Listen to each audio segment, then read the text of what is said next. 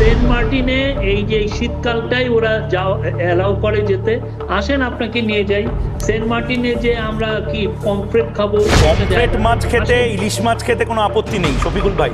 আমার একটাই জিনিস টেনশন, সেন্ট মার্টিনস আইল্যান্ড বা চট্টগ্রামে বসে যখন পমফ্রেট মাছটা আপনার বা প্রফেসর ইউনুস সাহেবের সাথে খাবো, তখন পাশে না আইএসআই এর কেউ থাকে, এমআইটি মানে টার্কির কেউ থাকে, বা এমএসএস চায়নার কেউ থাকে, সিআই এর কেউ থাকে।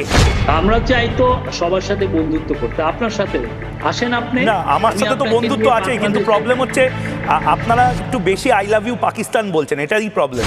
নমস্কার, রিপাবলিক বাংলার এই বিশেষ সম্প্রচারে আমি ময়ূক রঞ্জন ঘোষ রয়েছি, এবং আজ যে রয়েছেন আমার সঙ্গে, যিনি রয়েছেন আমার সঙ্গে, তিনি আগে সাংবাদিক ছিলেন, এখনও সাংবাদিক সত্তাটা রয়েছে বোধহয়, সেটা আমি জিজ্ঞেস করব, কিন্তু এখন তাকে একটা গুরুদায়িত্ব পালন করতে হচ্ছে।